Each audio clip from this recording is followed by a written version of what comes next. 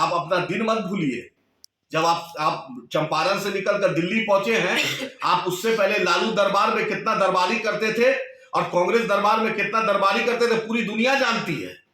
राहुल गांधी का प्रोग्राम होता था तो दिल्ली से पहुंचे रहते थे मैनेजमेंट के लिए, मुजफ्फरपुर और छपरा और सीवान 2010 का चुनाव पूरी दुनिया जानती है।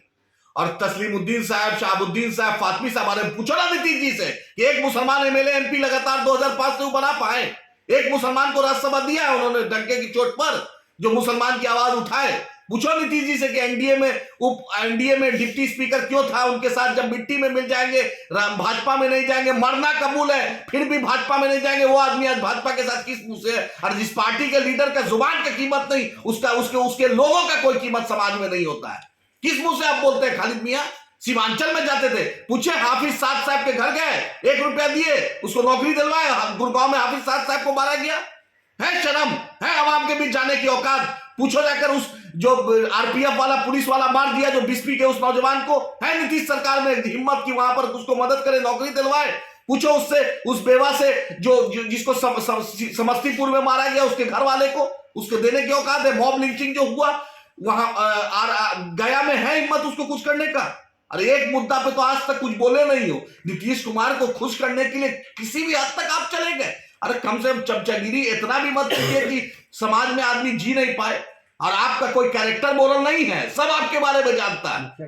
बस औकात है तो मुखिया का, समिति का चुनाव जीत के दिखाओ, तब समझेंगे आवाम के बीच क्या तुम्हारी चपता है। और नीतीश कुमार जी के बैसाखी पे, लालू जी के बैसाखी पे, एमआईएम के बैसाखी पे, कांग्रेस के बैसाखी पे तो कोई भी चला देता है। बतलाओ ना मुसलमानों के लिए आपने क्या किया? 6 साल कार्यकाल हो गया। अरे वली रहमानी साहब का सदका है, मुसलमानों का वो दीन बचाओ देश बचाओ तहरीक का सदका है जो एमएलसी बन गए। तुम्हारे में कोई काबिलियत नहीं था एमएलसी बनने की, कोई सलाहियत नहीं है, सिर्फ चमचागिरी कर सकते हो अखबार में। वो अखबार में भी सरकार से सिर्फ विज्ञापन ले सकते हो, उसमें भी क्षमता तुम्हारी नहीं है कि अपनी, तुम्हारे अखबार की भी सलाहियत नहीं है कि पूरे हिंदुस्तान में चले जाए। वो नीतीश जी को दिखाने के लिए और ज्ञापन देने के लिए ठीक है, विज्ञापन पैसा कमाने के लिए, लेकिन मुसलमानों की आवाज मुंह से नहीं निकलती है। हिम्मत चैलेंज करते हैं कि बतलाए नीतीश कुमार की सरकार में माइनॉरिटी का बजट कितना है, बतलाए कि हज कमेटी, आज वक्फ बोर्ड को कॉन्स्टिट्यूशनल स्टेटस नहीं मिला, राजमंत्री का दर्जा इरशादुल्ला मियां चमचागिरी करता है नीतीश कुमार का, लेकिन हिम्मत नहीं है